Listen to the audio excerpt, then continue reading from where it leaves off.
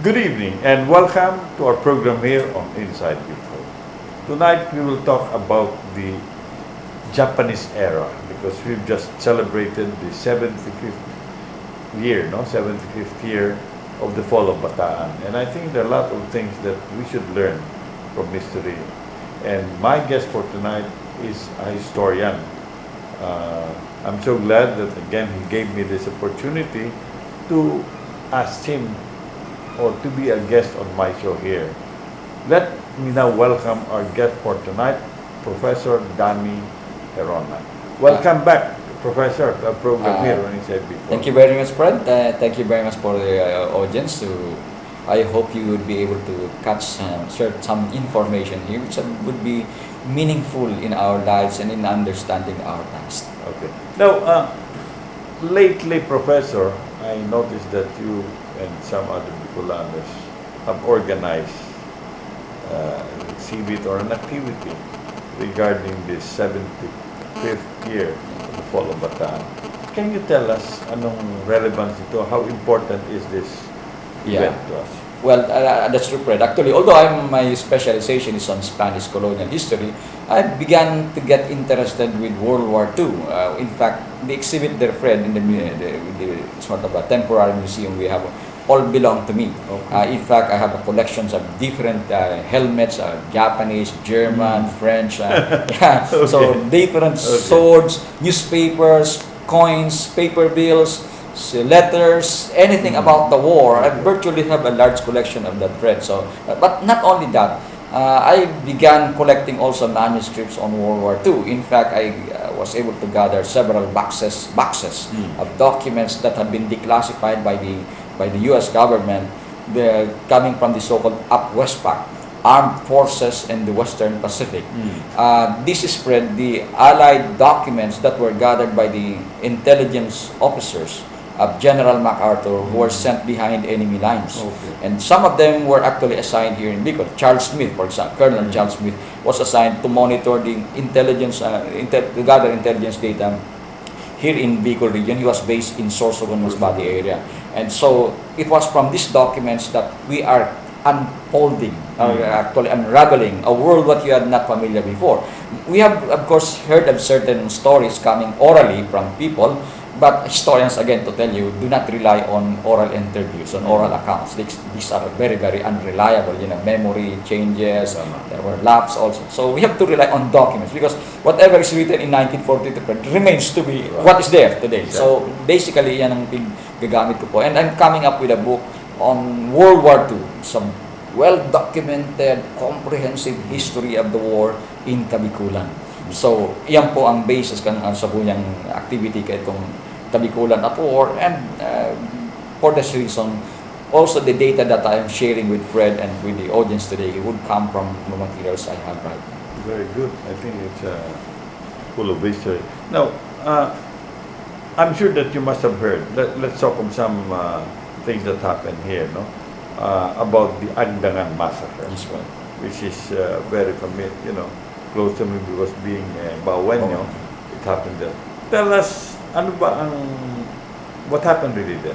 Yeah, it's one of the interesting episodes in war, and of course interesting not so much because it brought us happy memories, but so much pain and misery. Ang nagpuon niyan, Fred, is because there was a supposedly a Japanese soldier, although the Kempitai officer that I interviewed reject that idea. He said it's not a soldier, it's actually a Japanese civilian who is an electrician. He was supposed to be repairing a certain electrical line dyan sa may Agdangan area ngayon when a number of guerrillas supposedly belonging to Gibara. This guy says he was the nickname is Big Boy Gibara. Chance upon this Japanese, and to make the story short, kill the Japanese. If I'm not mistaken, they must be referring perhaps to the former chief of the Air Force, General Guevara. Yeah. Because he was very much active, I know, in the guerrilla. In the guerrilla, that's true. Totoo yan, Fred. Actually, Yung pala yun. Yeah, totoo siya. Okay. So, because of the death of that person, Fred, the Japanese learned of this. And so they started interviewing people there. And nobody would talk. So because of this reason, they herded them in a chapel and then closed the chapel, put a machine gun in front of the chapel and burned the chapel. Those who were able to escape were killed by the machine gun fire. And based on the report of a certain Lieutenant Daniel Andia, who was second in command, he was the one in charge in relaying information to Charles Smith. He was saying there that there were even children killed by the Japanese or bayoneted to death by the Japanese. So that's it. I interviewed a Japanese Kempitai who was assigned here in Naga during the time. He lived here after a while and nobody knew that he was Japanese. But later on, I discovered he was a Japanese and he showed me I had to establish the authenticity of the claim. So I was convinced, so I interviewed him. For the information of yours, what does it mean yung Kempitai? The Japanese Kempitai is the military police. Military. And it's a highly privileged position to be in that particular race, because you can even spank a lieutenant, a commissioned officer, if you are a Kempitai. Is that a counterpart of Gestapo? Yeah, it's a Gestapo and the military police of the U.S. Army in some way. So basically, basically the Kempitai is also in charge of the intelligence gathering. And so, because of this Kempitai, they did a little research on this particular Japanese the event, and they realized that the Japanese that was killed in Agdangan was not actually a military person. He was supposed to be a civilian. And what's the implication of this? The implication of this is, if he is a civilian, then he is a non-combatant. And if he is a non-combatant, then he should not be treated that way by the civilian, because he is not doing anything, he is not engaged in war. And according to the rules, according to him, this guy, in the Japanese Kempitai code, if you kill a Japanese civilian, that is equivalent to more number of Filipino civilians who should be punished, because he is not doing anything. So according to him, it should be equivalent to 50 or 500 civilians. If you kill one person, Japanese, you can kill 50 of them. So that's probably the reason why they killed these people. So that's one of the I would say dark side of World War II in Bicol region. So I understand that there are some movements to make a marker there. That's right.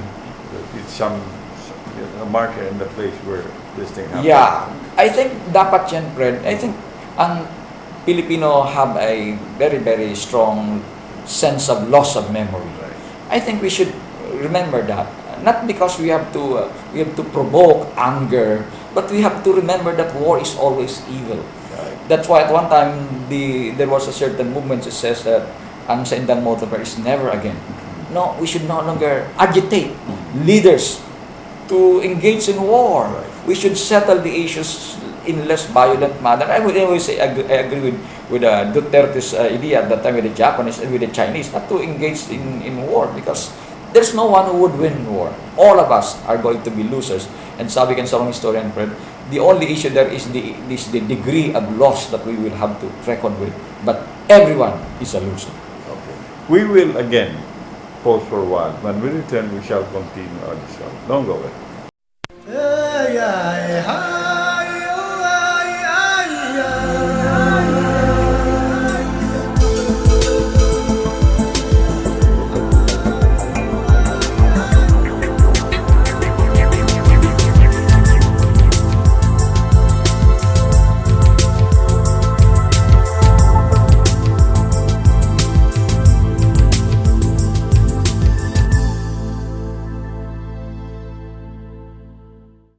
Okay, minabalik kita digdi sa programa ng Inside Bicol, and we're talking about about history here, and my guest here is Professor Hirona.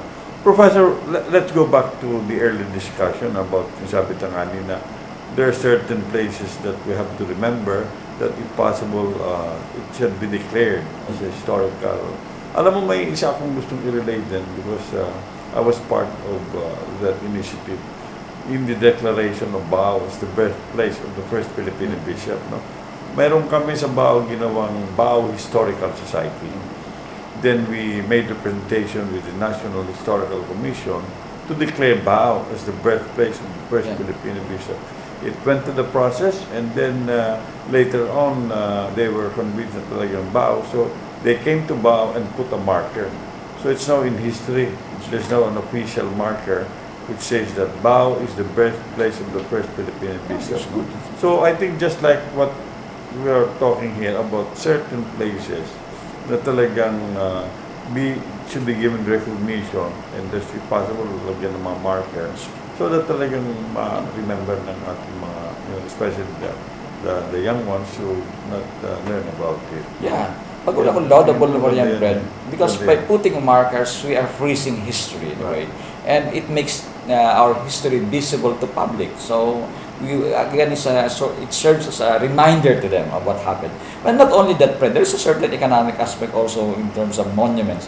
Well, for tourism purposes, look at Rome, look at Spain. They put, So that siguro magayon yan, Fred. Yeah, we should encourage that. For our, generations ngayon, especially, they should look into it and work out some possibilities. Lalo na, Fred, di sa Naga siguro, Fred, we have so much events in the Spanish era, the Philippine Revolution, American period, warriors, that should be recognized as important places where markers should be established. Kaya lang, ang kabiyat ko lang dyan, Fred, ang beware lang dyan is, if we keep on producing such kind of historical events without any sufficient historical basis. Yan lang. So, kaya po dapat reliable ang information. Or else we might be creating false, there should be basis, and then there should be a research that should be done. That's true. That's true. Okay. Let's go back to the Japanese era, no? May 1 and 3. The Nagawen is very much important. There's an important event about the raid here. Tell us more about this. Yan, Fred, I think at one time I posted sa Facebook ang event na yan, and there are so many people, even from America. I suspect some of them are actually veterans, and they were very, very elated with what I wrote there because gave them a certain nostalgic feeling of what happened here. But what happened in May 1st until 3, 1942? Tamang-tama, Fred, it coincides today with the celebration of the 75th year ng Paul Abataan and Corregidor. And today, historians do not look at the events anymore as falling, as something negative. We have actually emphasized today the role of the battle as expressions of our bravery, expressions of our patriotism. It's not so much because we surrendered. It's more of the condition that compelled them to surrender. They were fighting a hard war, they were suffering, yet it shows them the determination to win, and their determination to fight for freedom. Kaya, I think there's nothing wrong celebrating this particular event. So, digdi sa Naga, ikaw ang magitang special occasion. Ining nangyari kang May 1st until 3, 1942. In fact, in my paper, I mentioned this about the 3 days of glory. What happened during that period? Ang nangyari po, ang Naga Piglaog kaniyong grupo ni Captain Flor. Si Faustino Flor, yan, Fred, taga Albay, Libog, taga Diman, Santo Domingo. But he was an army officer when the war broke out. He was trapped here in Naga, he stayed in Carolina, organized a group of guerrillas, and later on, they mounted a large, they were able to secure a number of recruits, and so they established their base in Partido District, and they call it Camp Isarog.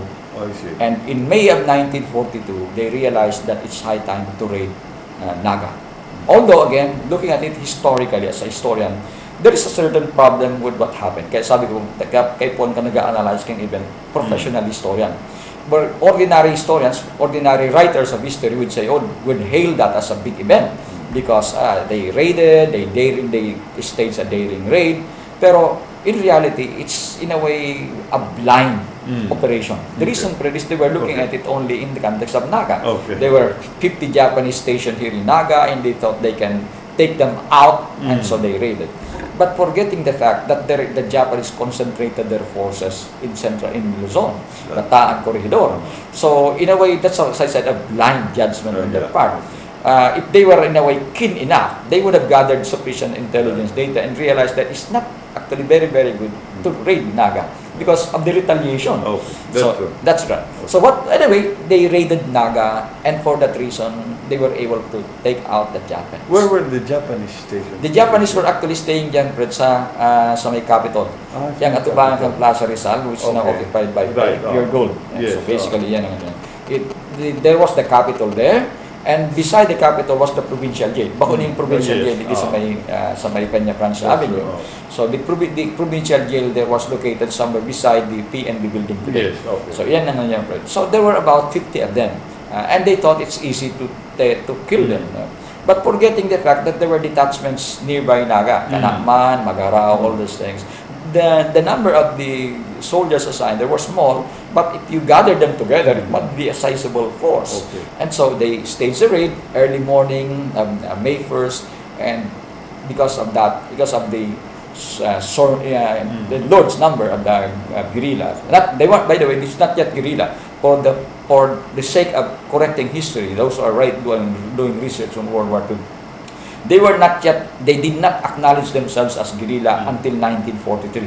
Kadaklan ka ito, Fred, ka nag-organize kang groups, they would recognize themselves as extension of the USAFE. Oh, yes, USAFE. So it's USAFE. They were army, not civilian forces. So of course there's it's more glamorous the army and the potential benefit they get out of that. But when they realized that America was not coming back for that short period of time, so they decided that they would organize themselves as a guerrilla.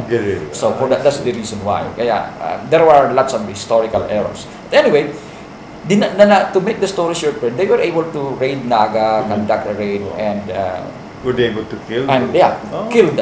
According to the report of Faustino Flor, they killed about 200 Japanese. 200. And there were about, a large number. And there were actually about 28 casualties on the part of their forces. Okay.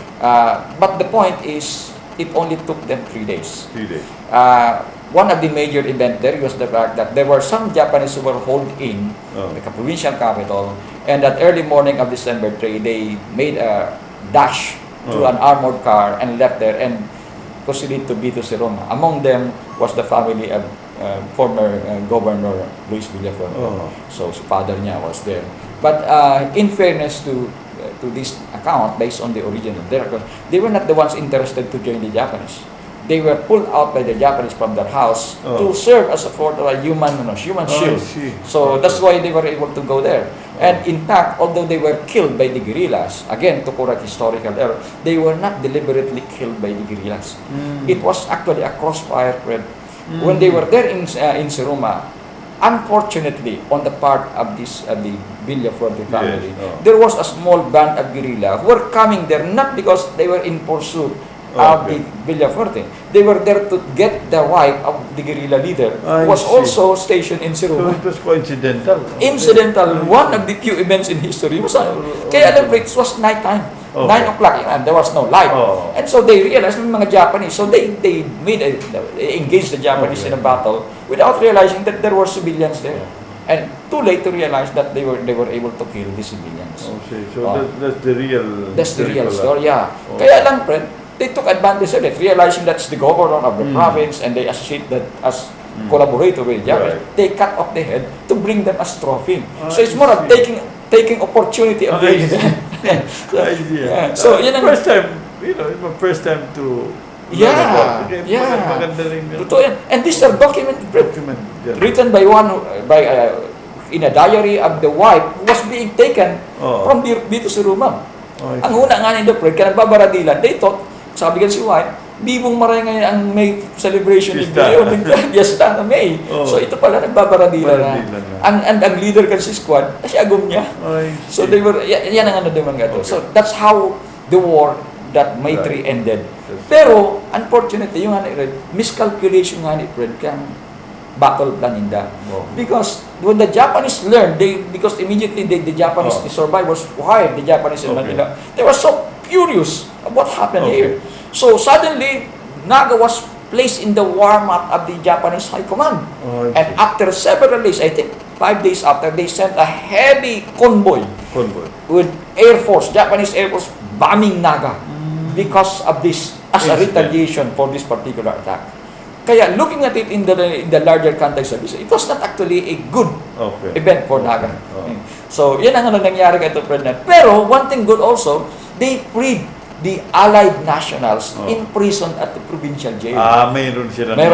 Yun ang is one of the objectives, Fred, is to free these Americans. Also, because it's a propaganda on that part of the Japanese, so the Allied forces, we freed your Allied nationals. And ang sisa mga naka-freeze doon, Fred, si President kang alat ko. Sa Iriga. Sa Iriga. Si Grove, si Rawson, interesante nga ni Fred, the Vice President of the Alatco was also imprisoned there. After a while, I think 15 years ago, the family came back to Naga. They looked for me, and they donated to me the diary of the wife. Detailed event of World War II in Bicol. Because they survived the war. Sa Partido District. They escaped there. And they were protected by the Garchitorena. They were protected by... So, it was a narrative, and it's quite interesting because yaon na naman sa mga hidden history at mga family din. Ito yung mga unang Americans na pumunta dito. Unang American friend. They were miners, all founders of the Alatco. And very interesting ang mga reports nila, because they wrote the reports after that event.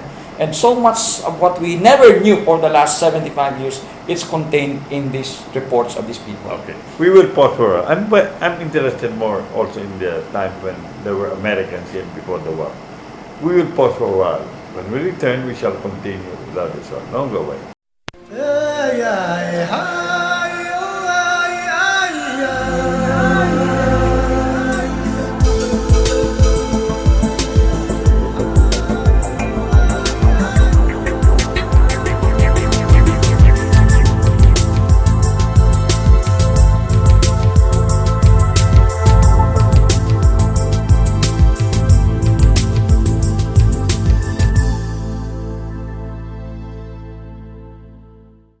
Okay, welcome back to our program here on Inside Bicol, and my guest for tonight is Professor Danny Hirona. We're talking here about the Japanese era.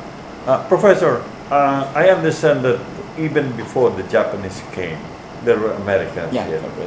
Okay. What were they doing there, and sino-sino yun? Ano bang ginagawa mo? Yeah, good question, Fred. I think it's actually a sequel of the collapse of the abaca industry. You have to remember, from 1865 to 1925, Albay, sila ang talagang flourishing center of economics of Bicol region and even Philippines.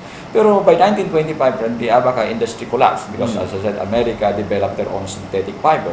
So what happened to the investors in Albay? They left Albay, some of them returned to US, but some explored other potential investments in the region.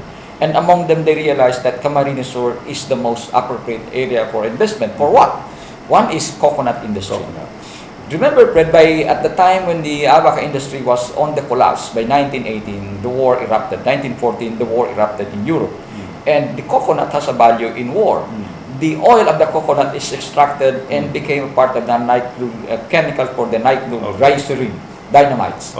So because of that, there was so much demand for coconut oil to be used as bombs in Europe. Kaya the Americans invested heavily on coconuts in Camarines Sur because we have a lot of coconuts here. But at the same time, other Americans also invested, for example, in transportation. The Alatco. This stands for Amen Transport Company. Okay, so the Amen.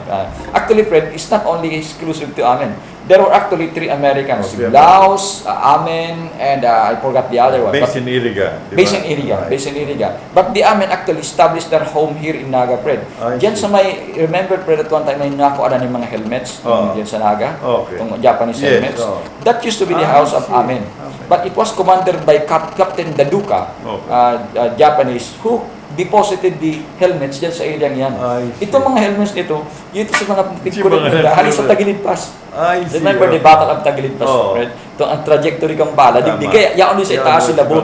Yan ang duman. So anyway, the Americans also established a business transport company. They also established lumber. Pinaka-important sa Camarines Sur, sa Tinambak, lalo na, Fred. Yan sila nagkagano. Kaya nga ni maintindihan ta, Fred, na side light on this, na explain ta, ano ta, intindihan ta, Fred, ano ta, may mga association di sa rong banwaan na mga bailarina daan. Oh, bailarina. Pulanggi na, wey. Okay, that's it. To put this in context, ano ta may na-illustrate ang mga taga-Pulanggi sa bailarina? Because of the collapse of the abaca industry, kadaklan sila nag-migrate sa Camarines Sur. Si mga agong nila naging naglangit lumberjacks. Okay, So they cutting. Kaya lang, isolated na maraming lugar na sa mga forest. So, kay po ninda, kung sa kay companion ninda, si agong ninda, iniba ninda. Then later on, there was demand na magkaigwang entertainment nila. So, nagkuras ninda ng mga babae na mabara-baray. Pero it's a clean fun. Itong panahon, Fred. Mayo niya yung sexual immoralities. So, mabakal ka ng ticket, ng halabaon, kada pagbailing mo, tatao mo dun sa babae. So basically, kaya yan ang punang bailarina. And kadaklan sa mga taga-Pulanggi, yan nag-ano yan, sa mga Pulanggi, tayo ang Pulanggi dependent on abaca industry. So when it collapsed, there's no resources in that. So yan palang history ng yan history ng bailarina, Red. Okay. So kaya yan. So kaya darakula dyan, Fred, sa may lugar na yan, for example, sa partido, ang nagkaraag ng mga darakulang company. For example, ang saro dyan, Fred, sa pinaka-renowned, not only in Bicol, but in the Philippine industry, was the Marsman Calwalader Lumber Company. In a highly sophisticated, in fact, as early as 1904, nag-ooperate na sila dyan, Fred, ng itong cable cars. From Mount Isarog to Ragunoy Gold. Not necessarily for tourism purposes, but to facilitate yung transport kang laging and the transport of personnel. So yaon yun dyan, kaya in a way may epekto man yan sa sa environment. Virtually the one that caused ecological disaster was the Americans. They're partly. So yan si mga investments in the Fred. So sa Camarines Sur by 1920s yun nag-thrive ang Camarines until 1940s. The outbreak of the war, sa pinakamayaman na probinsya sa Bicol ang Camarines Sur. So because of these mga investments kan mga Amerikano. And it so happened ito inabutan. And another important another important investment of course is Camarines Norte. Because of the Paracali mining industry. The mining. Paracali was yielding gold and Jose Panganiban. Ang Panganiban, Fred, contrary to popular belief, is not a gold-producing town. It's actually an iron-producing town. And I was joking at one time when I gave a talk to Paracali, to the people of Jose Panganiban, I invited me to give a lecture. I was telling them one of the towns responsible for destroying, for inflicting serious destruction during the war was Jose Panganiban. They said, why? Because much of the ions used by the Japanese were taken by Panganiban. In fact, totoo yan, Fred. The Kihara Mining Company, a Japanese firm, was actually taking ions a lots of quantity and bringing them to Japan. So sa pinaka-major na producer ng iron, source ng iron kan Japan, because Japan does not have so much iron, was coming from Paracali and Panganiban. Kaya yun to sa mga inabutan, Fred, kangyera. Kaya nga ni Fred, I think in connection with that, people were asking about this treasure, Yamashita treasure, all these things na nakuha rin. I was able to connect that with this, sabi ko, if ever they were finding treasures, it's not because of Yamashita, but it's because of the gold found in Paracali na natrap sa mga ship which are supposed to bring them to US. So the Americans did not think that the war would that quick to reach Bicol region. They thought after the bombing of Pearl Harbor, it would take several more weeks, but it only took a week. And the Pearl Harbor was bombed December 8. By December 14, the Japanese was already in Naga. So araw kan swift ang operation kan hapon hindi sa Bicol. There was also a time na yung Ateneo, di ba? Yeah. There were also Americans there in Ateneo. Yeah. And I understand it was used also. Yeah, it's an interesting point. Actually, there are lots of misconceptions about that. The Ateneo played an important role in the military operations here only in the early part of the war. But after the December, in fact, I wrote a book on the history of Ateneo de Naga and gathered data from the archives of the province. So they planned to occupy Ateneo after Christmas break. Kaya lang, by December 14, yaon siya po, yung inot na piglaog yan, Fred, ang Ateneo. So, yan ang inot na piglaog nila. Pero, ang Japanese administration did not stay long there. Eventually, they transformed that simply into a concentration camp and a prison. Actually, ang dakulaon na role sa Japanese administration nila, and people never learned that until, even myself, I thought it's Ateneo. But only when I read the the documents of the APOSPAC, of the Western Pacific Army. Doon sa intelligence report, they were saying, actually, ang pinakadakulang headquarters nila, Fred, ang Colegio de Santa Isabel. Santa Isabel. By 1944, Fred, do you know the one occupying Colegio de Santa Isabel? He was Brigadier General Chuda. So he was the overall commanding officer of the entire Japanese forces in the Bicol region. And he was occupying the entire wings ng Ateneo. And you know how many Japanese we have here in Naga? There were about 17,000 to 20,000 Japanese. Araw kayong kadakulan, Fred. For a long time, I always thought we have only here 50, 100, but there were actually. Why is yeah, it good that? question, Fred. Again, to answer that question, we have to connect that, Fred, with Mount Curry. Remember the tunnels there? Right. The tunnels, Fred, were built 2 years before MacArthur landing. So, meaning to say, Who were building it? the Japanese. The Japanese. They were conscripting the Bicolanos. Oh, I see. So, kaya nga, I have substantial maps of that, Fred. Really? Probably in the entire world, I have collections of maps of the different tunnels in that area. And it was the Japanese. The Japanese were the ones respond. In fact, yan, Fred, just to give you an idea kung gano'n kadakulang tunnel, in the intelligence report, in fact, there was a map there which shows the Japanese airplanes were actually kept in these tunnels away from the American Air Force. Okay. So, tigala og naman, Fred. So, just imagine what kind of tunnels they had there. The reason, Fred, is they knew that America will return. And it will be a naval battle. Okay. So, naval and, of course, air battle. So they have a foresight also. Yeah, so they chose Mount Curry because elevated, so itaas. Okay. To, of course, it's a way to fire at the American Air Force. And at the same time, they chose Curry because it's looking down the sea. Okay. You can go to Laguna Igot and you can go to San Miguel Bay. Are these tunnels still existing? Yeah, still exists. In fact, sa Sibisua, Fred, Pala yan, Kuya pala yan, very historical pala. very story. In fact, the GMA, si Cara David interviewed me one time in one segment kaniyang program niya sa Manila TV. He interviewed me, so we have to go there. I was giving a lecture on this. These are good sites, tourist for Yeah, to tourists. restore and for tourism purposes. Yeah. These are good. So, yan duman, Fred, because of that reason. They knew that they would make their last stand here in southern Luzon sa Naga. In fact, there was one Japanese captain of the Kempitay was telling him, a friend of him, si Imperial, Monico Imperial. Okay. Monico Imperial was the mayor of Naga in 1944, friend, familiar that. Sinabihan niya na he expects he would die here in Naga. So sabi niya, bilang amigo niya, if I die, look for my body and burn my body and bring it to my family in Japan, in Kyoto. So yan ang sino niya. So gusto sabihin, the Japanese were actually preparing here. In fact, yung area yan, Fred, from San Francisco Church until sa may Bagong Bayan was declared in August of 1944 as war zone. Meaning to say the families have to vacate all the houses because the Japanese occupy them. So sabi nga sa inyo, Fred, Poleo was occupied by General Chuda. Seminary was occupied by Colonel Watanabe, who was the liaison officer of the Japanese, so he was the propaganda officer. And the captain of the Japanese Kempitay occupied iniyong building kaito ni ining where the hotel today at the foot of Colgante. Carmen. Yeah, Carmen. That was the headquarters of the Japanese Kempitay. So yan. So, and the other one was at the Tabuco Bridge. Yang piga-occupy naman yan, President, terminal kang mga Paminalaba Colleges. That used to be the house of a certain captain who was the commanding officer of the Naga forces. So, sprawling si mga Japanese on the different sa ano. Full of history. Oh, yeah. So much. Okay.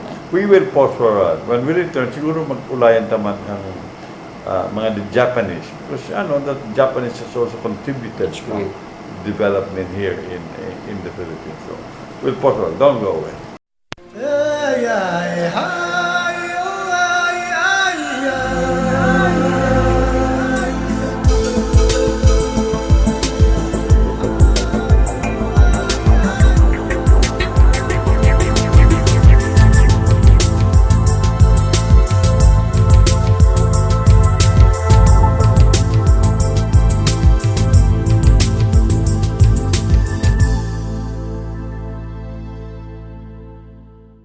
Okay, minabalik kita dito sa programa kang Inside Bicol. And my guest for tonight is Professor Hirona.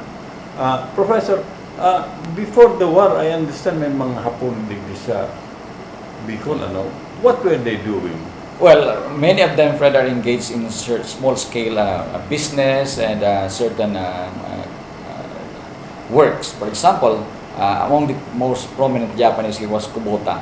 Kubota was actually a palay dealer, but he became the president of the Japanese Association of the province. And so when the Japanese arrived, he was a very, very influential man. He died in May 2nd, 1942. Yung ba yung reason ka may Kubota machineries? Mas baka may early family siya Okay, ngayon okay. dito. So he died here, manning the machine gun at the provincial capital because he was among the leaders of the civilian Japanese. So yan, friend. And there are others, for example, Suga was actually a driver of the Alatco, and Higa, there was another mention about another employee of the Alatco, but a number of them were actually engaged in business. So yan si mga ano yung. But in fairness, again, a little to bring about the healing of the world. Let's actually realize not all the Japanese were evil. We have that very, very nasty notion of the Japanese na pagod ako, unfair yan. And in fact, at one time, when I wrote, wrote in the internet, may nag-react na very, very negative, adversely, because sabi niya, I was revising history. But you have to understand that because I was projecting that there are Japanese who are good. But that's the historical fact. There are Japanese. Fortunate nga ni Fred ang Naga because most of the Japanese commanding officers assigned here were good. In fact, most of them were Catholics. Yeah, Catholics. Interestingly, kaya pag una ako nagkaigusin ng nakaka-relate sinda sa kultura kan mga Bicolano. There was an item that I read that they were close to the Jesuits. Yeah, they were close to the Jesuits, they were close to the Bishop of Cáceres, they were close to the priest of the seminary. That explains to you, Fred, why. There was so much misconception. There were very, very few Nagueños who were killed by the Japanese. Most of those who were executed were from the towns, but not in Naga. The reason is because they can easily call on the assistance of the bishop, the mayor, and the friends of this Japanese commanding officer. And I can vouch for this. The diaries of these officers, the diaries of these mayors, the diaries of these Americans would all tell us that the Japanese assigned here were comparatively well disciplined. So there was not much, sabi na, atrocities. Yes. Totoo yan, Fred. There was not much atrocities here in Naga. Atrocities happened in other towns outside the hearing of these Filipino officials. So yan Fred. That is good to hear. And alam mo, we admire yung discipline mga Japanese even now. Look at Japan. They're very successful. Yeah. That's why it's quite good. But alam mo talagang it's very important to really learn history. There's a lot. So, what keeps you busy nowadays, Professor? Ano bang, ano mo ngayon? Yeah, lately, Fred, we just finished yung project on National Archives of the Philippines. There is a certain coffee table book that's going to be launched in June 6 in Cebu. This is a project, my project in Cebu. The University of San Carlos Press hired me as their parang adjunct researcher, associate researcher. So we are coming up with a book on Cebu, on the documents about Cebu, the National Archives. I'm also finishing the book on the early Cebu, and surprisingly, the first book to be written on Cebu was written not by a Cebuano, but by Bicolano. So they hired me to work on because they said that I am expert on the early period of history, and very few Filipinos have specialized on the 1500s. So I'm working on that. There are other things, for example, the Vibal Foundation, Vibal Publication, is coming up with series of coffee table books to highlight the 500 years Magellan landing, and also the church. The church is actually gearing towards the 500-year Christianization of the Philippines. Iwan yan paabot ni Magellan, Fred. That's, they reckon, the beginning of Christianization. So we are coming up, the Vibal Foundation is coming up with a book, the so-called, they call it Encuentro, or encounter between the Filipino and the Spaniards. And this is a collection of writings of eminent historians, not only in the Philippines, but in the world, which specialize on the Philippines. For example, American historians, Spanish historians, and Filipino historians. And I'm writing the lead essay on the Magellan expedition. So they asked me to lead the first essay on the book that talks about the expedition of Magellan. That's one of the book from the Bibal Foundation. I'm also commissioned by Bibal to work on the history of witchcraft in the Philippines. Witchcraft. It's interesting, friend. I began gathering research at the Archivo General de Indias on the early witchcraft history in the Philippines. Mangalas ka, Fred, may document naman, a sidelight, dikit lang po. Okay. Duman sa Los Baños, kang 1680, nagkaigwang relapse ng mga Kristiyanos sa Los Baños. Pag midnight during full moon, nagpapasiring sinterfulit sa kuweba. And they were worshiping, you know what? Snake. Really? They, according to the document, Garuda posted ang snake, worship nila. So the pre-Hispanic Filipinos are actually snake worshippers. So, so I'm working on the history of witchcraft. And aside from these books that we will be I'm currently working on, and of course some of the books on certain towns. For example, the municipality of San Jose and asked me to write their history. The city of Sorsogon, writing the history. The city of Masbate, I'm writing their history. And of course, I've finished the history of the towns of Albay and the province because Joey Salceda commissioned me to work on them. There are a number of towns. Calabanga has told me they're interested to ask me to write. Pili we have already finished the history of Pili, and a number of towns here. But there are other works I'm working on today, Fred, mga lectures. There is an international conference coming up in the so-called Cordillera International Conference in University of the Philippines at Baguio. I'm going to give a lecture on that. But I'm interested, we're working on the Cimarrones of Mount Isaru. Okay. So that's my lecture. Then there is another upcoming, that lecture will be on July. Anybody, any teachers would be interested to attend this conference. It's an international conference that will be in Baguio in July 12 and 14. There'll be. Then I'll give a talk at the priest of the Diocese of Albay on July 11. It's going to be an assembly of all the priests there. I'll give a church history of Albay. Then there will be an international conference, Fred. I'm going to read a paper on the history of rivers. History of rivers. I'll be reading a paper in I think it's Ilyanga University at Surabaya, Indonesia. It's an international conference on the history of rivers in the world. So I'll be reading a paper on the role of the rivers in the first 4 cities in the Philippines. What's the role of that? For example, Bicol River, the river in Cebu. So how they... And there's another international conference, Fred, at La Salle University. It's a conference on the Spanish colonial history of the Malay world, so Malay Peninsula. So I'll be reading a paper on Magellan's conception of Malay Peninsula before he first came to the Malay Peninsula, the Philippines. You know, the audience should remember that long before Magellan landed in the Philippines, Fred, in 1521, he already knew of Southeast Asia. One, because he has been here in Southeast Asia. 1510, he was already assigned in Malacca, where Singapore is now located. And there were, in fact, some documents in Spain that says that Magellan probably traveled to the Philippines already before 1521. He had already landed here. And there were a number of Portuguese writers, for example, Duarte Barbosa, who wrote a book, O Livro de Barbosa. It was written in 1516, and it already mentioned 2 places in the Philippines, Fred. So it doesn't follow na Magellan discovered in that year. It's not that follow. There were Portuguese already learned that. In fact, one of them, Duarte Barbosa, already wrote of Samar and Sulu in 1516. Three years before 5 years before Magellan landed in the Philippines. So these are some of the works I'm currently working on, and as you have said, if anybody is interested, they can interested to interview me or to secure books. They can call me, they can communicate with me at the internet, they can write my name, Danny Hirona, and they can also avail of the book at the National Bookstore. My book on Magellan is available in all branches at the National Bookstore, and if they happen to be in Singapore, I think it's sold in certain Mary Water bookstore in Singapore. And so basically these are some of the sources of my...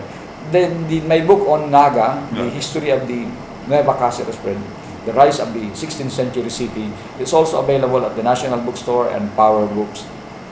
So in the 200 branches of the National Bookstore, so they can probably look for them. But many of them are already sold out. So the National Bookstore is actually asking me again to send them copies to replenish this. So this is available throughout the Philippines. Well, alam mo, with your experience, a lot of things that we can learn, especially also reading your book. So, siguro sa mga nagdadala sa tuya, those who want to, get hold of a copy, is there any site that they can go into, or they have to just to Google your... But if they just write my name at the internet, everything will come out.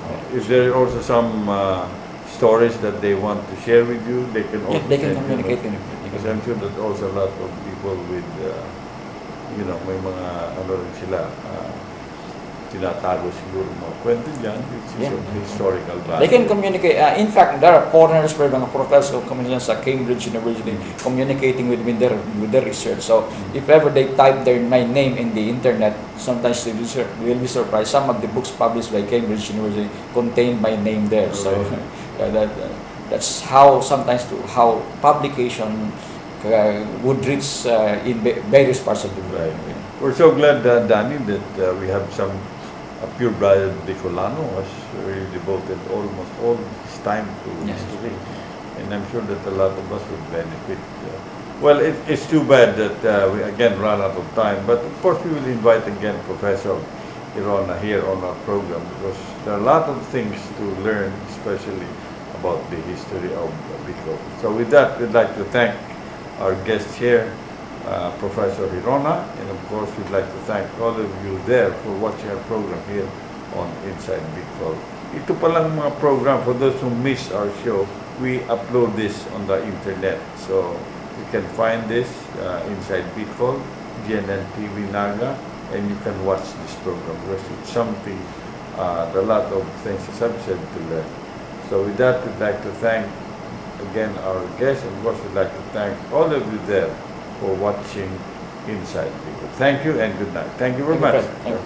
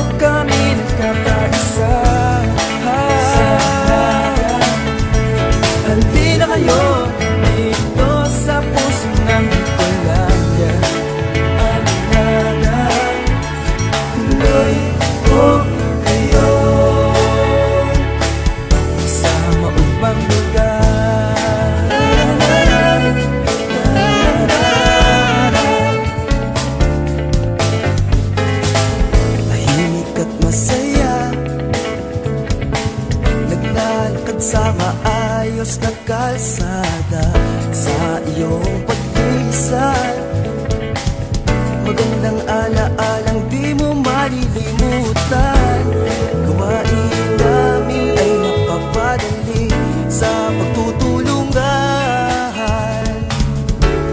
Lagyan niyong sama-sama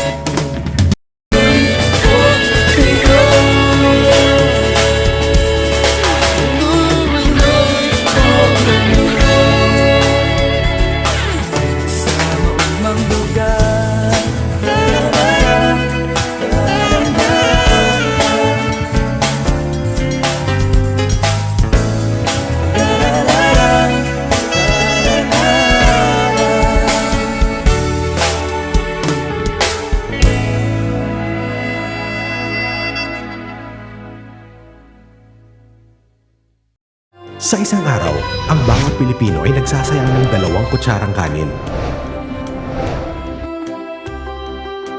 Katumbas ng mahigit na 1.7 million kilos kada taon na kayang magpakain ng 2.7 million Filipinos. Palay, bigas, kanin. Huwag sayangin upang marami ang makakain. Ang mensaheng ito ay hatid sa inyo ng Department of Agriculture.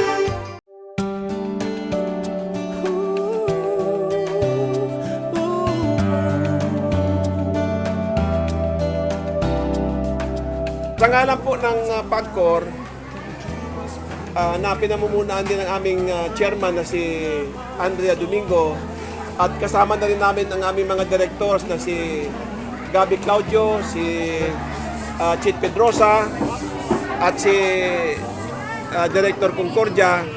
Kami po ay pumunta dito upang magbigay ng kunting tulong sa inyo. Ito pong tulong namin ito sa inyo, hindi ito pang forever. Kung baga sa pang lang, pang tustus lang sa kunting pangangailangan nyo. We're the men and women of PAGCOR. We respond to the call. For the love of our country and the good of our people. We're the men and women of PAGCOR. We will see our new day come. We will see our brighter side. We'll be shining for the good of everyone until we reach our goal. Hand in hand, we'll overcome the odds. From the land, we'll drive away the clouds. We're the men and women of PAGCOR. We respond to the call. Nagpapasalamat kami kay Atty. Lim at sa iyang pag-iriba sa natabangan ang Samuyang Barangay po sa Munyang po. This is our home. Honesty, integrity, we are. We're a family. Marami pong salamat sa nagbigay ng tulong sa amin dito kahit papaano makakatulong po sa amin. For the love of our country and the good of our people, we're the men and women of PAGCOR.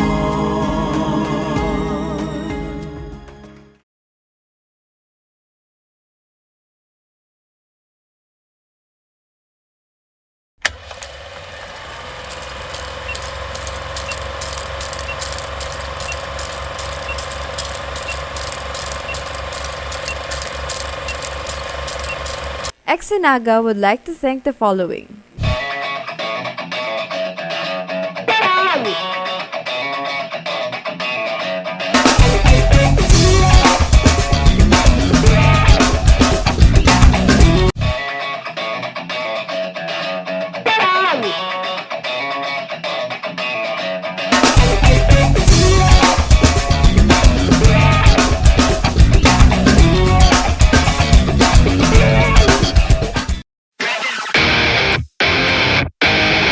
Sa pagsaselebrar kan sa indang ika-19 anibersaryo, tampok ang pagtaong kaugmahan kang bandang car driver higdi sa Burabod sa siyudad ning Naga.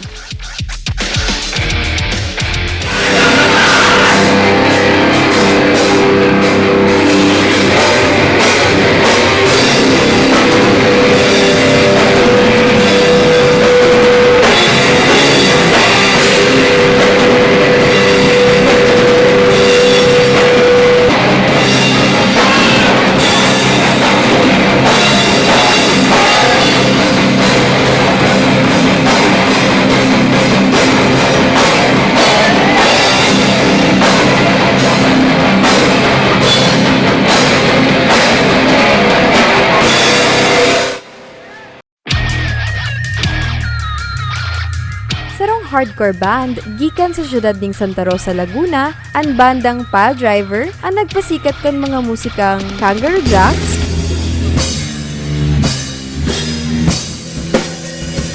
Speak My Mind,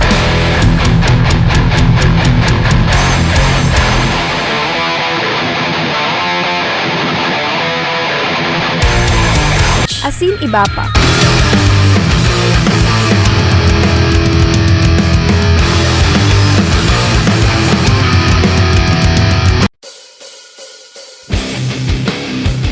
Kaibanan ang iba pang mga lokal na banda sa syudad, nagselebrar kan sa indang anniversary tour ang grupo sa syudad ng Naga. And live kita digdi sa Borabod, gunya na pagkabanggi digdi sa Barangay Dayangdang, Naga City. Makakaibanan ta ang man iba-ibang grupo, especially hali sa Laguna. Kaibanan ta ang Pile Driver. Ini ang Bicol Tour, tama ba pare? This is the Bicol Tour ng Pile Driver. And of course, makakaibanan taman someone from Bicol DIY and Naga City Hardcore. Alright, before kami magpuon, pabisto ko lang ang nasa grupo. Alright, let's start from the Bicol DIY. Si JP Lagarde. Pare, kumusta? Okay naman po. Alright, JP Lagarde from Bicol DIY, ma'am. And of course, the Ken Sambo from Naga City Hardcore, my friend. How are you? Thank you. Right. And of course, ang bisita ta digdi sa Naga, I believe this is the 5th time around na pumunta ka dito pare sa Naga City. Alright, Pile Driver pare, kasama natin. And they have a lot of stuff to show you guys. Alright, unahin muna natin yung bisita natin from Laguna. Nagpuon pa kang 1998, may usinda subuot, kamuotan kundi mag-ugma sa pagtugtog kan sa indang paboritong musika. Pare, kailan nagsimula yung Pile Driver, yung grupo nyo? February 1998. Okay.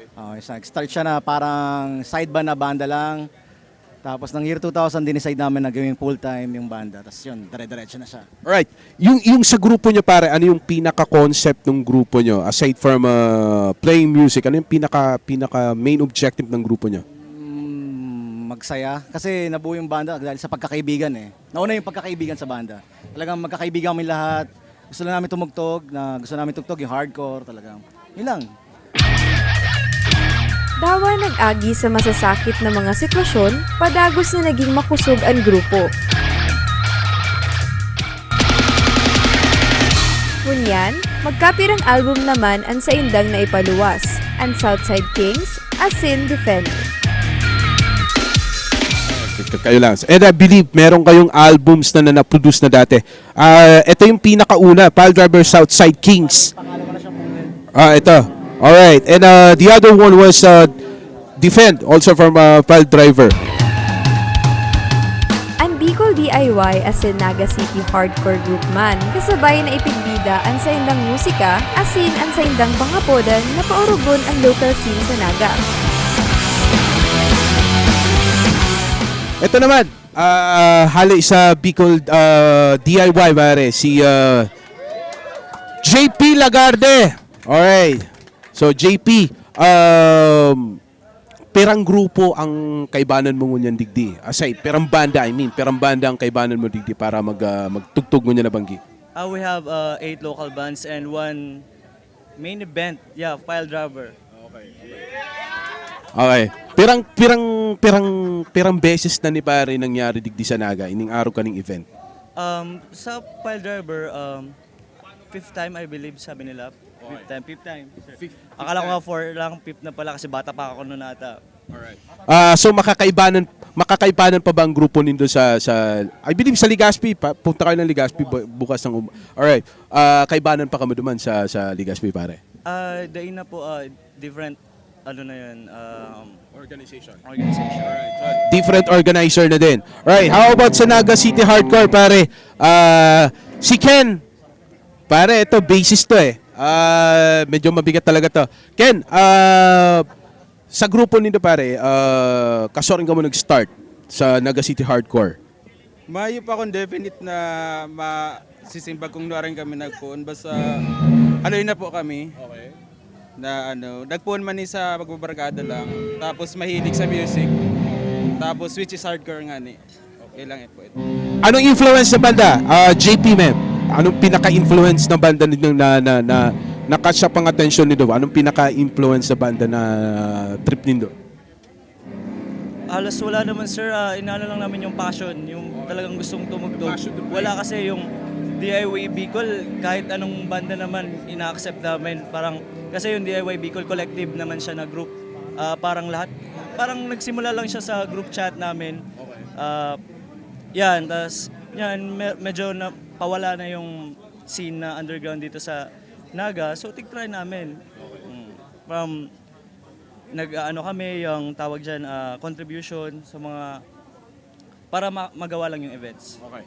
Aside from this event, Bicol DIY and then Naga City Hardcore, nyo aran mi pa kamo madadalan, nyo aran mi pa kamo maihiling, or saan mi kamo pwedeng i-follow bare if you have sites to move on?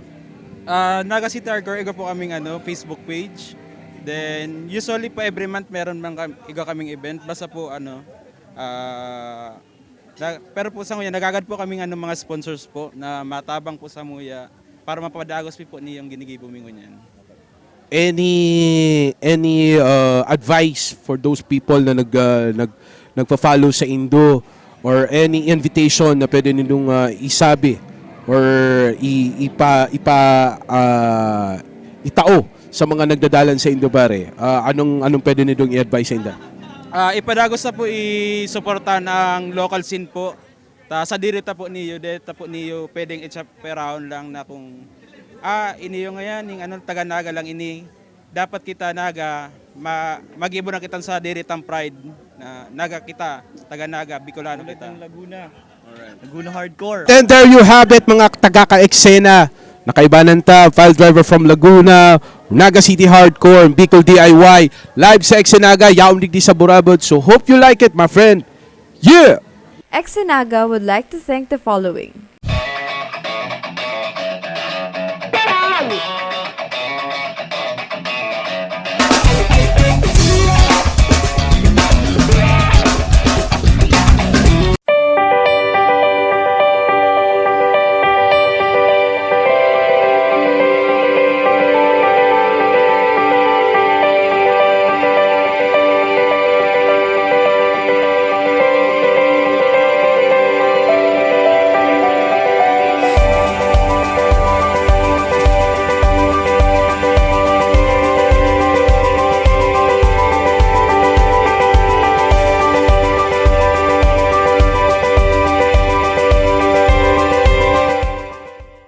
Exenaga would like to thank the following.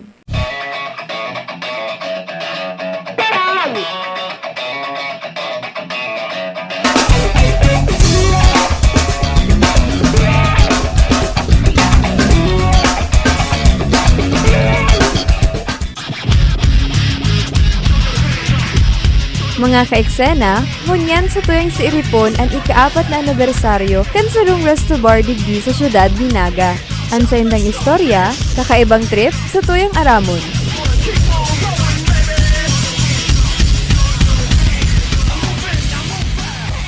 Alright, live at Exenaga. We're here at the back check of Backdraft, my friend. This is an ambush interview from a guy who is responsible sa Backdraft and celebrating this 4th year anniversary.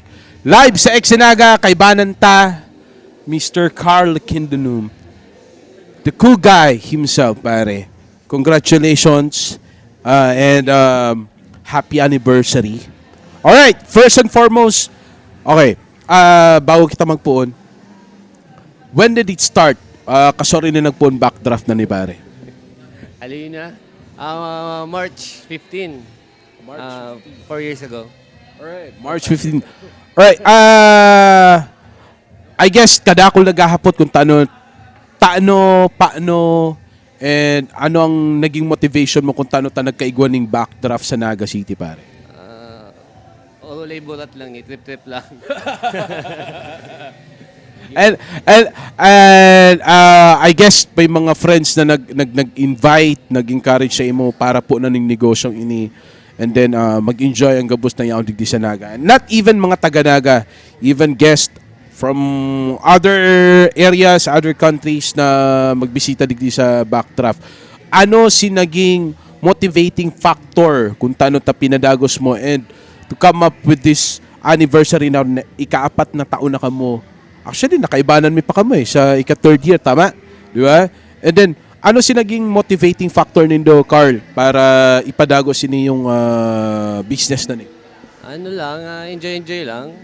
Chill lang, okay na yan. Okay. Si isa si mga taong responsible ba rin na nag-encourage sa imo? To name a few lang. Actually, dakol, mga basta gabos na friends ko, gabos sila supportive talaga. Okay. Ano si main objective nindo pare para ma-put up ini yung Backdraft. I mean, ako naging part ako kang Backdraft for a long time ago. Ano si pinaka main objective nindo para ma-build up ini? Actually, mayo kami mga objective,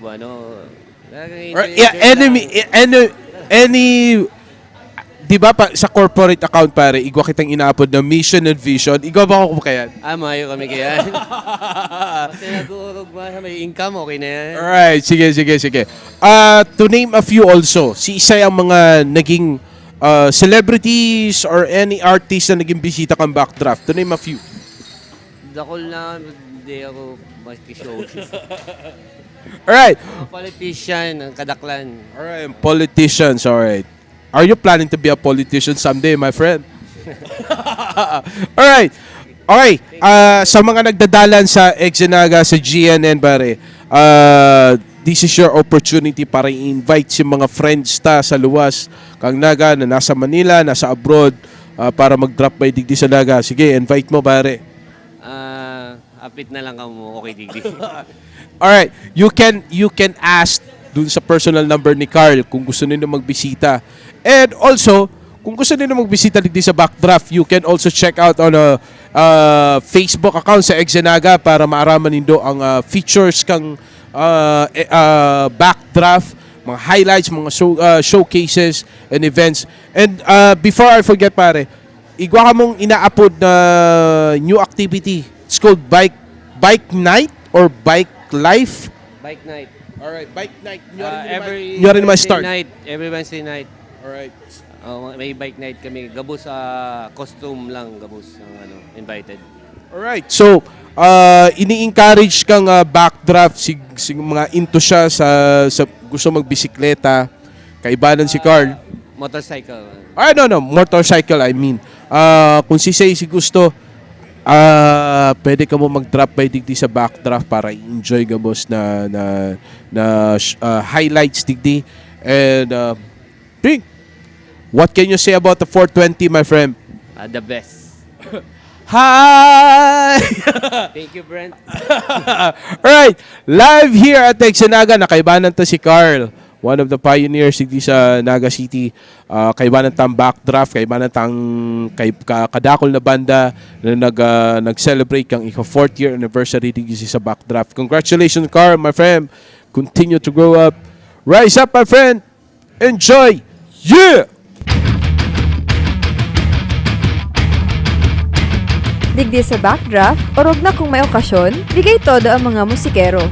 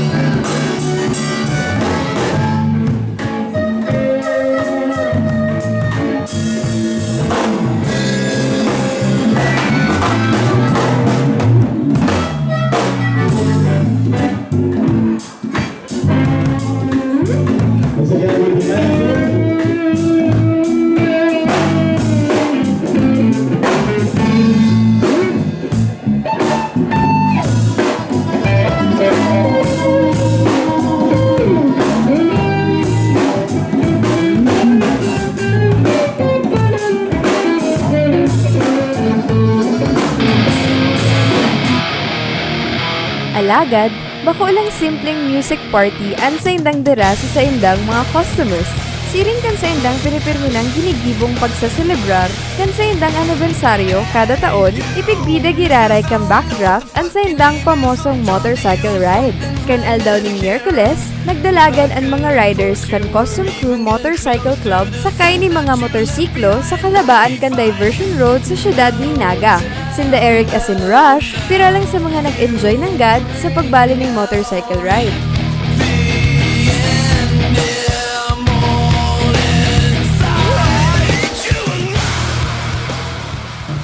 And part of the 4th year anniversary of Backdraft, makakaibanan tungo niyan. Some of the few riders na gamit ang mga specialized and customized motorcycles riding in the main roads of Naga City.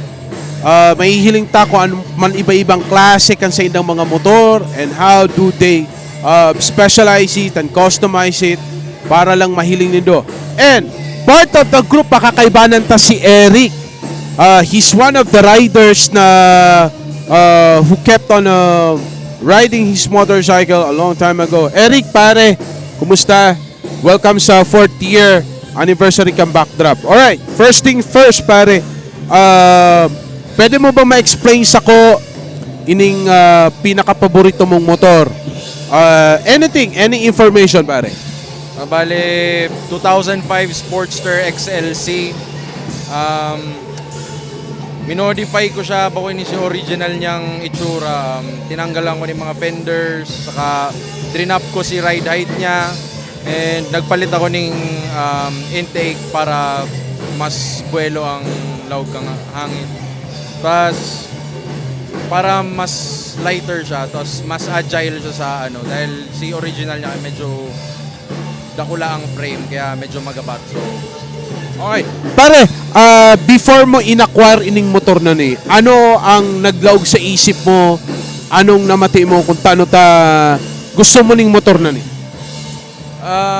Ever since talaga, fan ako ning Harley. Tapos, nagkaigwang pagkakataon na maka-acquire. So, grab ko na si opportunity. Alright. And of course, kadakol nagdadalan sa to, kadakol gustong mag-drive ning motor. For this special motorcycle, bare, it took you how many months or how many weeks or months, and how much it cost para lang i-customize ini yung motor mo? Ma-advise ko lang, dahil mo bilangon ng magagastos mo, tapos dahil natatapos ang custom buy. Every time may improvement. So dahil ka makukontento, every time may kaipuan ka, may gusto kang babagon. So, tsaga lang. Alright. Have you met any accident or road accident or riding this kind of motorcycle? Actually, si first na medyo pinakainot na luwas ko kaniyo, na disgrasya tulos ako. So, after kad to, para customize ko na siya ng gabos na tao. Okay. So, you've learned also your lesson riding this kind of motorcycle. So, for those motorcycle enthusiasts, pare, anong may advice mo sa inda? Kung talagang gusto nindang they will ride their ride of their life, ano ang pwede mong i-advise sa inda, pare? Keep riding, yan lang. Tapos, respect the bike. Kasi, iyo man ang duman nakasalalay ang buhay mo, syempre. Tapos, a happy bike, happy life. And then, of course, part of this activity, pare, what can you say about Backdraft for having this kind of activity? Ano ang pwede mo masabi sa Backdraft, pare? Salamat sa Backdraft sa Aki Carl dahil tigtawan niya kami ng spot para magkaigwang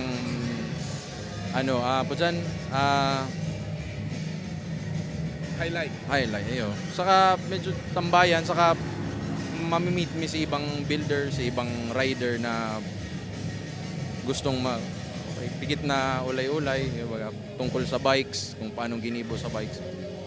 Yan na yan. Alright, thank you very much, bro Eric, pare. Have a safe ride. And I hope you guys are enjoying this type of motorcycles out here. na-try naman din do magsakay sa mga motor na ni. Again, yaon po kita digdi sa Backdraft celebrating their 4th year anniversary. And this time, part of their celebration is their annual bike night. And right now, kaibanan tango niyan si Rush, one of the riders from this beautiful and extravagant vintage bicycles. How are you, Rush? I'm fine. Right, okay. Alright, first and foremost, Rush, how many years ka na how long ka na nagmumotor? Almost 9 months pa lang naman po. Alright, almost 9 months. And then, was there any particular motorbike na nagustuhan mo?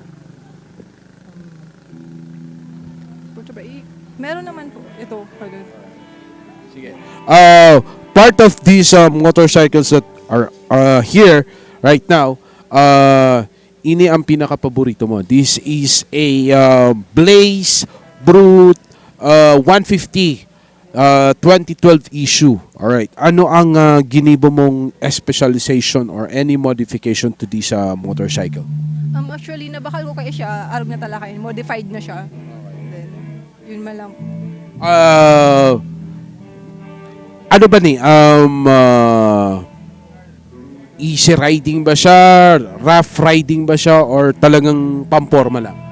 Smooth naman po. Kasi ginagamit ko siya pag everyday pag pumapasok ako sa school. Yan. Alright.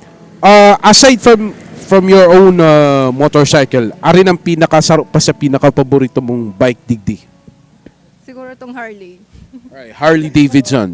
This one was issued, I don't have any idea kung anong year yan, pero you know the owner of this bike? Yes. Si siya yung owner ka ng bike na niya? Si Eric. Si Eric. Actually, na-drive ko na siya. Okay. First time. First time? Oo. How was it? Cool. Yun. Alright. Ang ganda ng ang ganda ng tunog. Okay, sige. Duman sa mga bicycle, motorcycle enthusiast, anong may advice mo sa inda na nagpupuon pa lang or mapuon pa lang mag-ride sa araw ka ng mga motorcycles?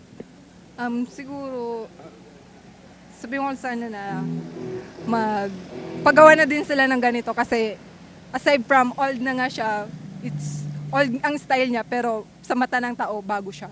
Yeah. Alright. And how will you going to cherish this kind of motorcycle?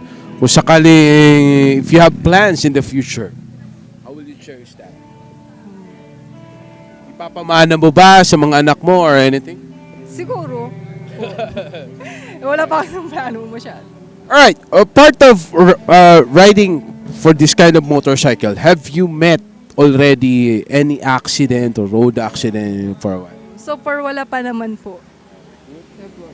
Pero kompleto naman yung mga documents mo. Do you have your driver's license, the registrations or anything? Kompleto naman po. I have my own driver's license po. Then, complete papers, registered naman po siya. Can you please invite all the motorcycle enthusiasts na maging part kang group nindo digdi sa Backdraft, especially digdi sa Backdraft? Yes. Can you invite all the enthusiasts na gusto magmotor, gusto maging part kang grupo nindo? Yan po, si mga gustong magpagibuman araw kani, nagbibuild man kami kaning mga araw kaning motor. Si mga gusto, anytime, open man kami. Do you have any modification houses or outlets na pwede ming bisitahon para mahiling mi kung paano ka mo mag-modify ng motor, for example? Pwede man po digdi, pwede man kami magbisita. Then may shop din po sa may Tabuk, yung Craftsman, then yung sa may Kanaman din. Actually, marami na rin na bibuild nito. Alright. Some of the viewers are asking kung how young are you right now, Rush? I'm 20 years old. Alright. She's just only 20 years old, my God. Thank you very much, Rush, and I hope maging safe ang rides nindo. And I hope you're enjoying your ride of your life. And part of that, Naga, makakaibanan mi kamo on your ride through around the world, man. Okay? Thank you, Rush. Thank you.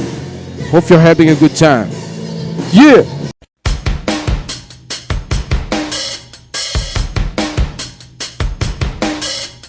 Siyempre, tampok man sa okasyon ang masiram na pagkakan kung saan na ipapahuri ang backdraft resto bar.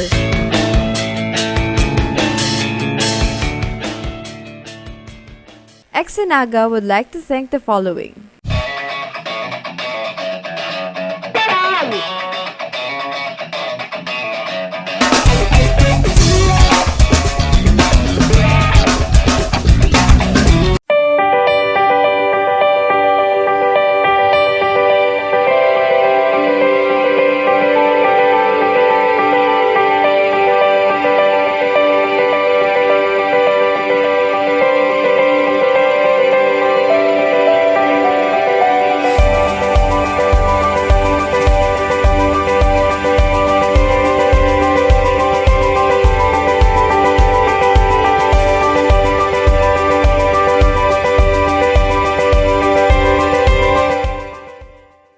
Naga would like to thank the following.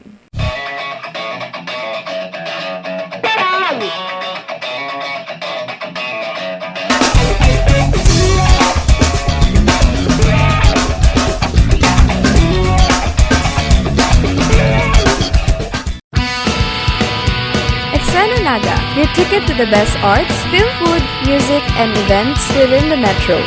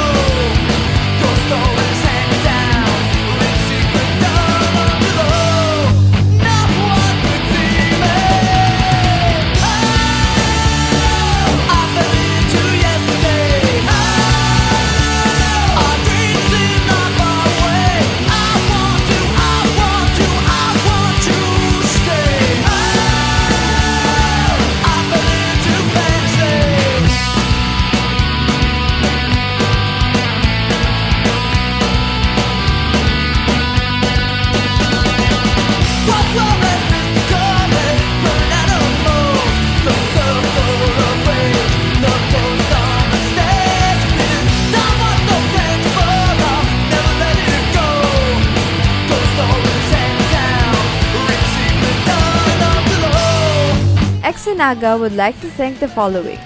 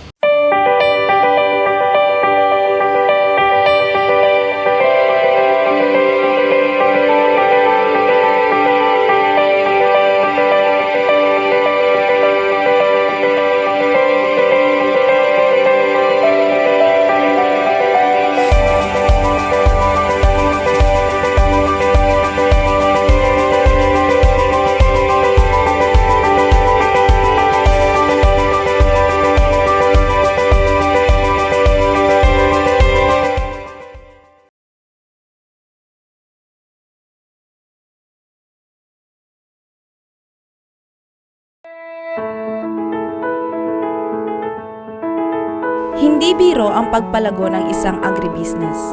Sa kabila ng kinailangan niyang pagdaanan, hindi ito naging hadlang para sa isang Bicolano na si Emmanuel Del Villar upang makapagtayo ng cacao plantation. Narito ang kanyang kwento. Ini pong inindaga ni Lola, 33 hectares plus itong 7 na napigsusog may panganita, medyo na nahalian baga ito sa sa paperwork sa gobyerno. Kaya ining kakao digdig 40 hectares kang yan kang pamilyang Maria Domingo Militon. Si Manny, kung tawagin siya ng kanyang mga kaibigan, ay nakapag-aral sa Ateneo de Naga University dito sa Naga City. Nakapag-aral naman siya ng kolehiyo sa University of Nueva Cáceres. Matapos siyang graduate ng kolehiyo, ay naisipan niyang pumunta ng Estados Unidos at nagtrabaho bilang serviceman sa US Air Force at bumuo ng pamilya. Soltero na ako, nagpasiring ako sa Amerika at sinundan ko sa mother ko sa Amerika yun. Ganyan, doon nagtrabaho ko sa kang buong buhay ko sa Amerika ako nagtrabaho, nag-adal, inot sa United States Air Force. Tapos kan nag-retire ako diyan, nagtrabaho man ako sa civilian offices kang sa Accenture, sa PricewaterhouseCoopers, sa computer industry. Ganyan, kan nag-retire naman ako diyan sa trabaho ko kayan sa Amerika. Naisip-isipan ko na mag-build tarig sa Philippines. Nagkaigwa ko interest sa pagtanom ng kakao. Enero 2014, nakapagdesisyon si Manny na gamitin ang 5 ektaryang lupa na pamana ng Lola Mary niya sa kanyang ina. Ito ay lupa na matatagpuan sa Sangay, Camarines Sur. Sinimulan niyang ayusin ang lupa upang makapagtanim ng kakao. Iniisip ni Manny na sa madaling panahon, mababawasan ang supply ng tsokolate hindi lamang sa lokal kundi sa international market. Kanaaraman ko na ito palang daga ni Lola, dahil man pala na kukuya, dahil man naataman, sabi ko, mas maripalugod na ito i-utilize na itong daga na magkaigwa ng produkto as in makatabang sa mga taong dating nagtatao dito sa daga. Hindi naging hadlang sa kanyang pagnegosyo ang pagiging malayo sa pamilya niya sa US.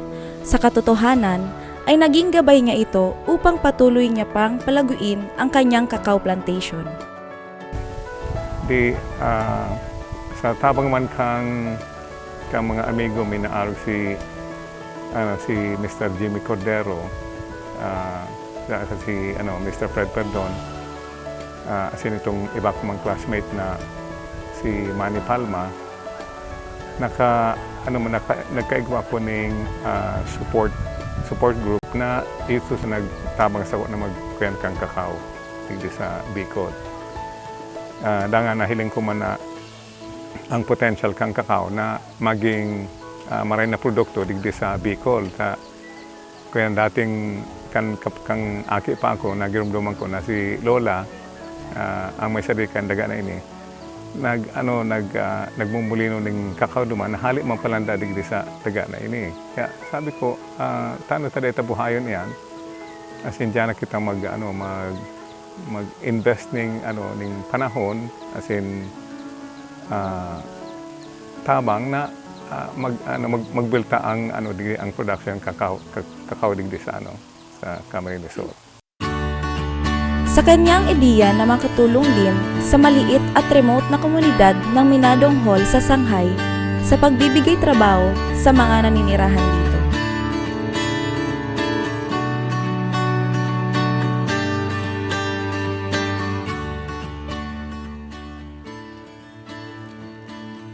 Kahit ito pong panahon, bago inabot yung pirang bagyo na kaagi, yung pirang siglo na ito, igual ng kakao digdi talaga na itong from the very beginning, hali pa daang kumbakong gowa, hali sa Tigaon. Tapos si Lola kaito, taga Tigaon man ito kaito. Ganyan, nahiling ko na ang potential kang kakao digdi na dahil ang terrain niya, sloping hills bagayan. Very conducive sa cacao growing. Kaya sabi ko, i-aprovechan tayan ang terrain na yan.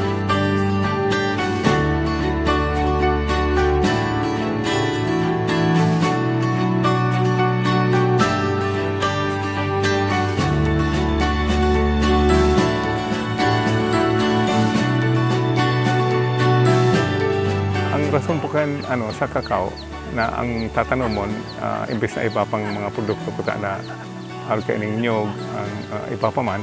Sabi ko na naisip ko na ang kakao dahil may world shortage nga rin yan, siguro mas makabenepisyo sa bako lang sa mga tao digdi, bako lang sa sa banwa kundi sa I think internationally garo pwede man kita makatabang kaya na ma-feel ang need kang kakao shortage. Kasama sa estratehiya niya upang lumago ang kanyang kakao plantation, sinimulan niya ang 5-year plan para dito. Ngayong taon ay ang ikalawang taon pa lamang ng kanyang agribusiness at ito'y nagkaroon ng coverage na 40 hectares. So, kahit pong before I embarked on this project, nag-conduct man ako ning studies na itong inaapod na ROI, return on investment analysis, saka itong cost-benefit ratio na analysis. Napag-isip ko na in order for me to either make or break itong investment, kaya po kan igong 5-year plan. Ining 5-year plan pong ini, we realized po na in the first two years, puro inflows ang mangyayari kayan. Bali, puro investment costs in terms of time and money, saka in terms of effort ng mga tao. Kaya sabi ko, in order for that to be a complete cycle, sabi ko, I think it would take about 5 years to establish whether ang project is viable or not. So, yan po kumbaga sa initial man lang yan, push para magkaigwaning ito bagang fulfillment kang project.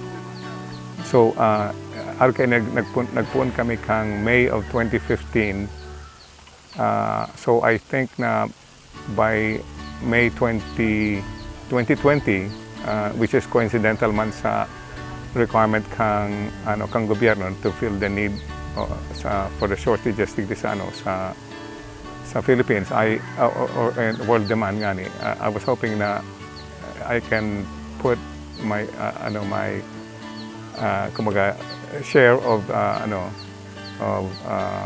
fulfillment kang requirements kang gobyerno.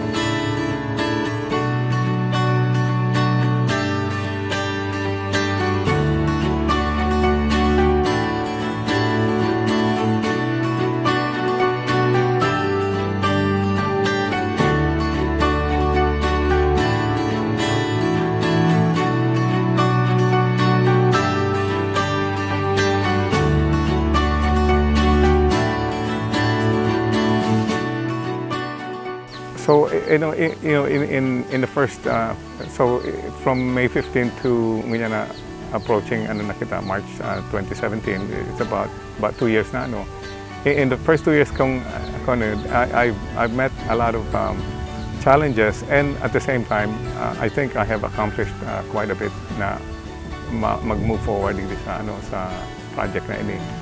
So itong first year may ang inutming challenges nga ni itong pag landscape kang terrain,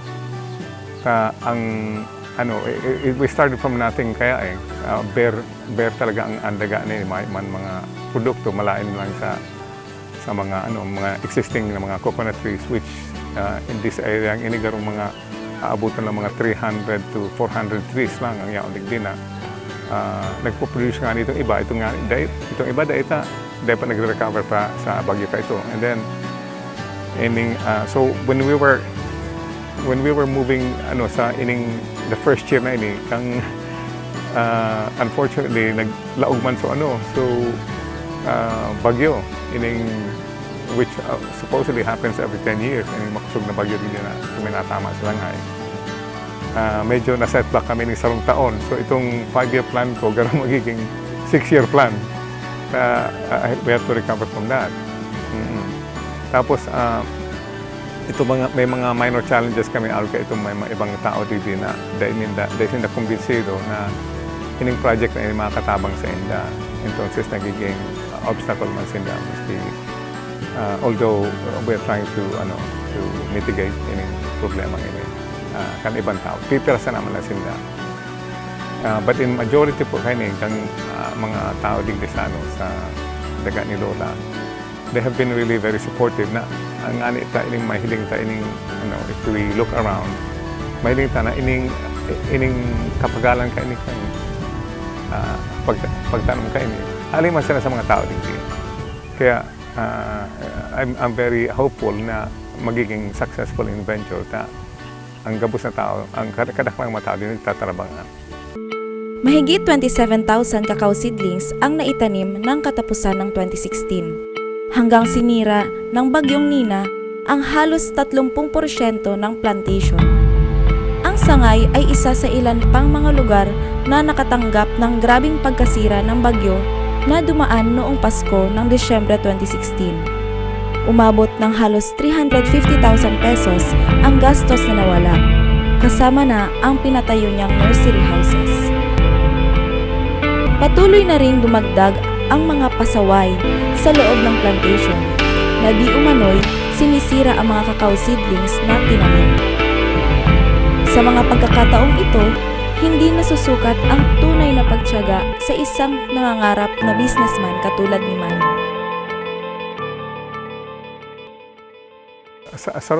Ang number mga nganing struggle itong nganing to set up iting mga capital investments out kang water catchment, mga so far ngayon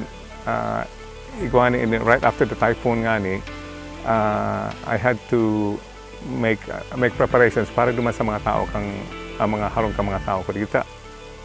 Duwa o tulong families ang talagang itong harong nila alsa kang bagyo, inarapon bagang bagyo. Kaya so ngayon ko sila, relocate ko sila sa lugar na least affected kang masunod na bagyo. So ako nagpo-provide ng mga materials para sa inda, and then arkan itong cement post na kaipuan pigilag ko man yan sa budget ko na na paggastasan man. Bali 6 families ang so far affected mo niya na in the next 6 months papagibuhan ko ni mga harong iyan.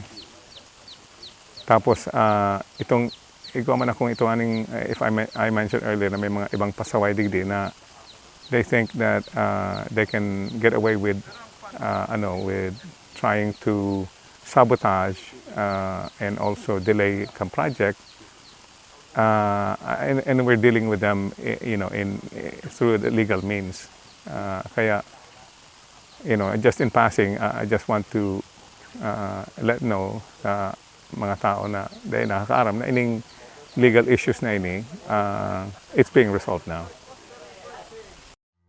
Sa kabila ng lahat, ang kakao plantation nila Manny Del Villar ay tuloy-tuloy pa din. Patuloy pa din silang nagpapagawa ng mga structures maliban sa nagawa nilang nursery. 14 na greenhouses na 3 by 15 meters ang sukat, 2 vermicomposting building, water catchment na may 10 horsepower motor pump at 4 na water tank na nakakabit sa vermicomposting na building.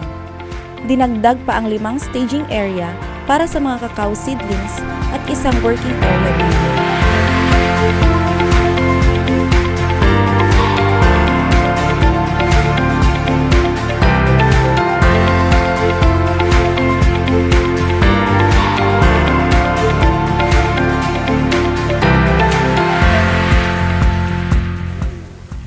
So ang long-term vision po is to to provide a healthy organic way of life na not only do we promote cacao production to meet world demand as well, kundi itong organic produce na which would be complementary sa pag-produce ng cacao. Yan ang long-term vision with the benefit to the community in particular, but also to benefit outside of the community in a more general way. Ang appeal ko po sa mga nagkukontra na understand na ini po bako ini short-term project, ini long-term po ini na kay puan ta gabos magtatrabangan kita na if you cannot support this cause, then please get out of the way. But if you can, we'd welcome you with open arms na maging partner sa sa venture na yun.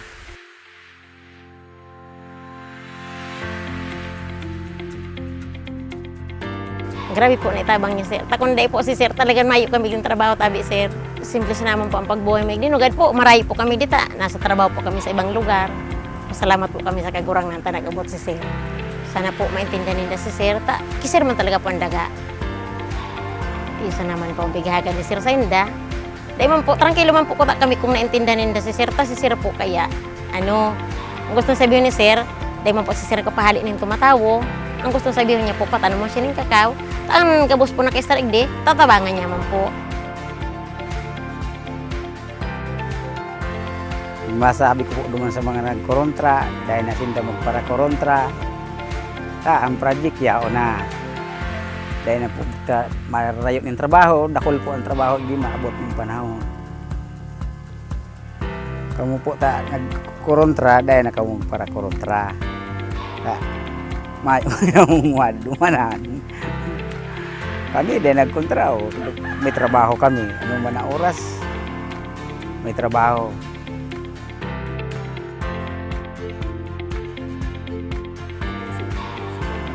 Ay kisir na mayo akong masabi. Gabos na paraan para maparahayang mga tao digdi sa laog kan sa iyang daga. Inigibon niya, gabos na katabangan. Tinataon niyang trabaho, gabos na niya undig di sa laog na mayong trabaho para maski pa paano pagkaigwasindang anak buhay digdi sa laog. Nagpapasalamat na lang po ako kay Sir Manny dati kung sain lang ako extra ngunyan permanente na po ako digdi, kaya dakulang pasalamat ko po kay Sir Manny na permanente ako na niya undig di na trabaho niya digdi sa iyang farm. Salamat po.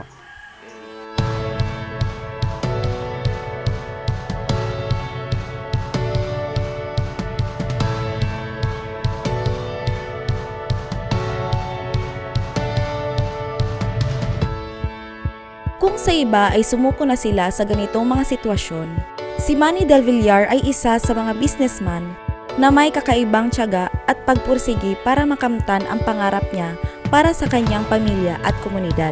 Isang mentalidad na meron siya na naiiba ay ang kanyang dedikasyong makatulong sa kanyang kababayan. Isa siyang tunay na Bicolano sa gawa at sa puso.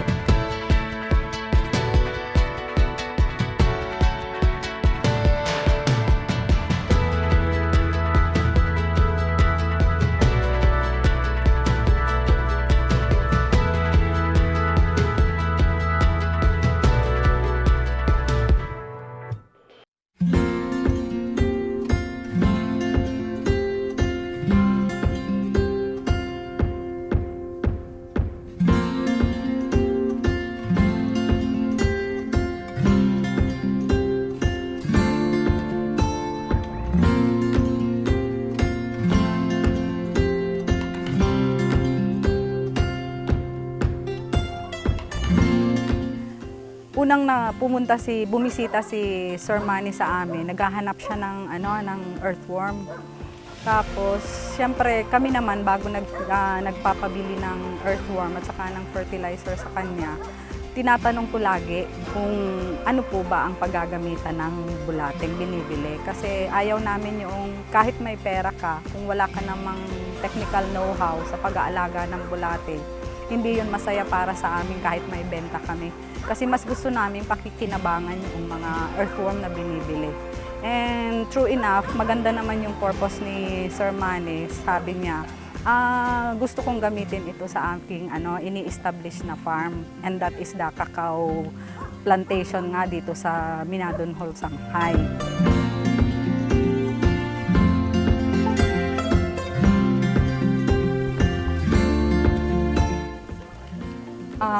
Sa totoo lang, nakakatuwa kasi nung pumunta kami dito, wala pa itong makikita mo sa palibot ng mga istruktura.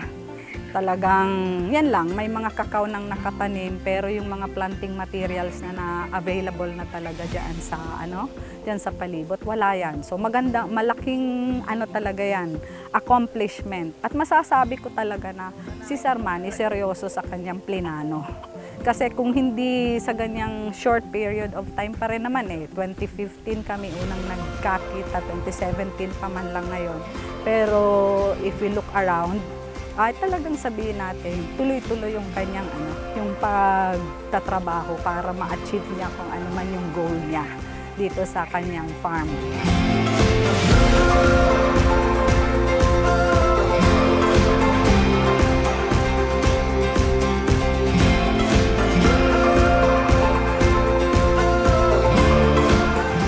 Para naman po doon sa mga iba dyan na katulad ni Sir Manny na merong magagamit na agricultural land, siguro time na rin po na makisama, makigaya tayo sa pag-produce ng ating mga produkto on an organic way. Yun naman ang lagi naming ini-encourage sa mga tao kasi alam natin yung health at saka yung food safety, pinag-uusapan nating maray. At isa sa makakatulong dito is the organic way of producing these different kinds of crops. Kung hindi man kakao, marami pa pong ibang produkto na pwede nating ma-produce, na pwedeng suportaran natin ang agriculture industry.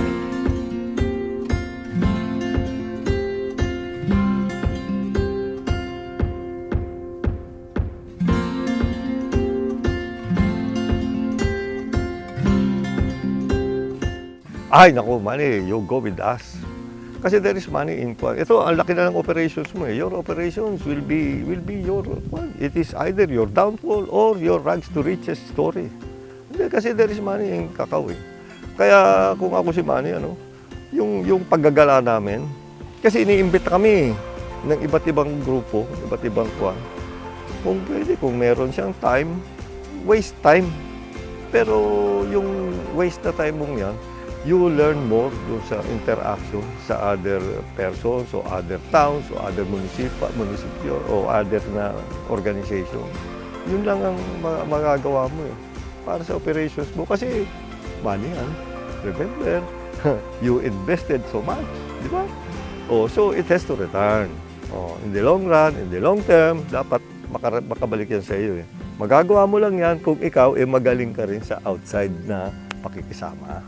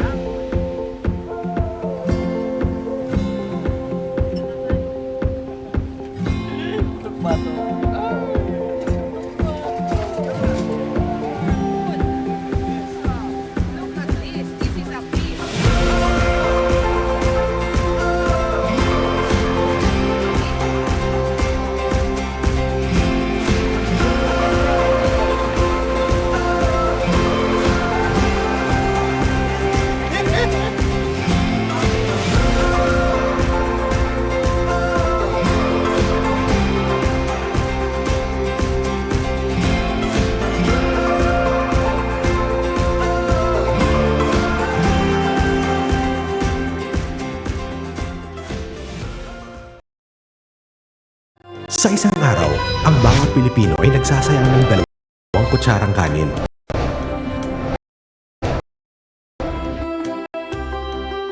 Katumbas ng mahigit na 1.7 milyon kilo kada taon na kayang magpakain ng 2.7 milyon Filipinos. Palay, bigas, kanin. Huwag sayangin upang marami ang makakain. Ang mensaheng ito ay hatid sa inyo ng Department of Agriculture. Ang astig na Pinoy, malakas, malusog, malinaw ang mata, matalas ang isip,